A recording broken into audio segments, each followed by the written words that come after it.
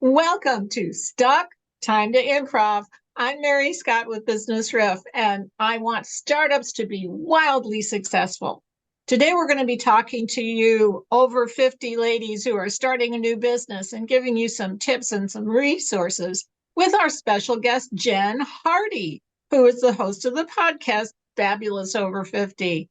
Thanks for joining me, Jen. Oh, Mary, thank you so much for having me. I'm so excited to be here and talk to you about business. Thanks. This is so cool. So a lot of us over 50, we've got some smarts, we've got some street smarts and some experience. But what kinds of things do we really need to pay a little more attention to just because of the space we're in? Well, I think it can be a really exciting time because finally, we've had our kids are grown, and our husbands may be retired or they may be home, but they're at a point where they're okay with us, kind of taking our time to do our thing. And I've really had a chance to decide, what do I really want to do? I kept saying, what do I want to do when I grow up? Even until I was in my early 50s. And finally, I figured it out. And I'll be honest, at first, I went in too many different directions. And I think sometimes that's a thing that can happen when we have this kind of new freedom, right? To do anything we want to do, we want to do it all. So, my advice would be pick your one favorite thing and start there, because otherwise it's hard to do everything well. So, yeah, I think that's something really important to remember. Okay, so pick one thing to start with, right? Yeah. Yeah, I started with about 10, way I too always many. tell people, because I run into startups of all ages, have too many ideas, right? So I always tell them, write everything down on a list, all of your ideas, and then go look at that list and say, honestly, which one of these is going to make me the most money the fastest? Yeah. That's the one you do first. And then you go back to the list and look at it honestly. And which one of these things is going to be the most fun? That's what you do second. And I you go love that. money happy down the list. And that's brilliant. I love that. Yeah, because you need the money, right? And you also need the happy. But if you don't have the money, it's hard to take the time to do the happy. Right. So it also helps you understand that you don't always just go to your comfort zone. You have to be clear about what your goals are, right? Absolutely. So, what other tips do you have for some older ladies who are starting a business? Well, I think, we can let go of some of the rules that we have in our head. I know for me, there were so many rules about everything. And so I was doing a different podcast and I thought, I need to do something fun. I wanted to do fun. And so I looked around and I realized there's not a lot for women over 50.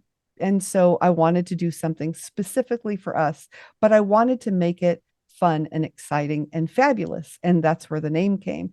And so if you can see behind me, I've got my streamers and I've got my fancy lights and I've got all this stuff and I wear glitter all the time and all the things that people said, oh no, you shouldn't do that. When you get older, you got to kind of get more subtle and you can't wear shiny things or do whatever. And why not? I think this is the time that we can finally do what we want and stop worrying about what everyone else thinks.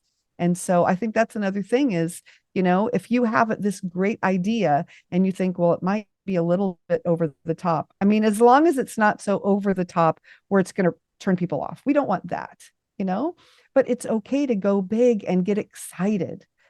I think for a lot of us, we were told, just calm down and be quiet and don't get over whatever, and that it's okay to do those things.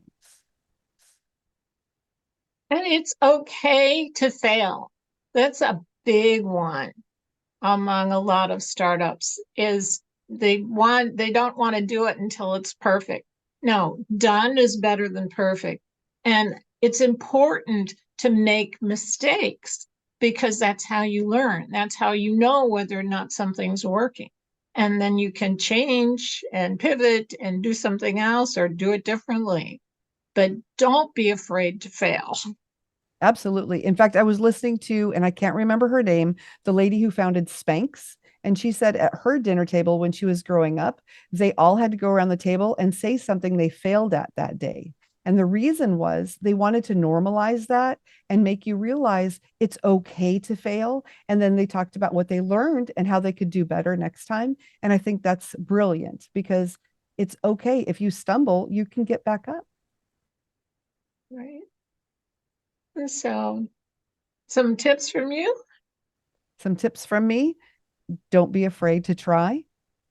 Don't listen to, I mean, if someone like you is giving someone business advice, listen to that. But all those people that say, no, no, no, if they don't know business, listen to the people that do and go with what you really want to do.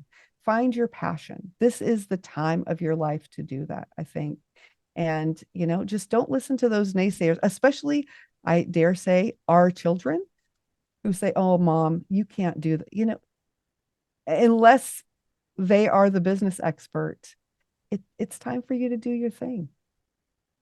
I think we need permission to do that. Sometimes we need to give ourselves permission to not listen to those little voices and just go for it. That would be my biggest bit of advice. It's just go for it. And find people who will support you. Find Absolutely. those cheerleaders in your life and give them more space than the ones who are going, don't do this. Absolutely. And local groups. I know we've got a local group in my county and we service seniors. Like that's all we do is serve seniors. And it's an amazing group. And you go once a month and yeah, you can get all that energy and carry it with you through the rest of the month.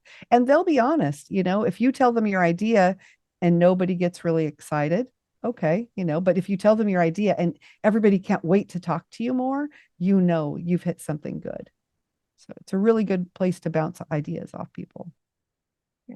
And there are lots of great places for startup resources. You can get mentoring and business plan assistance and things like that at your local small business development center, as well as use what you know, right? Because most women over 50, if they're starting a business now, it's not the first one. Right. Right. And you've got so much experience and so much knowledge. Right. And it's kind of about your skill sets, right? Absolutely. Absolutely. Because by now we know what we're really good at and not the things that other people tell us we should do. Like when you're going into college and, don't pursue art because you're not going to get anywhere or make enough money, or don't do this and don't do that. And we know what our passions and our talents are, and we know what we can excel at now. Well, we're going to put contact information for Jen Hardy in the comments so that you can get a hold of her and go listen to her fabulous After 50 podcast. And I'm Mary Scott with Business Riff. I want startups to be wildly successful. And one of the best things you can do to accomplish that is book a synergy call with me at businessriff.com. And join us again next time for Stuck, Time to Improv.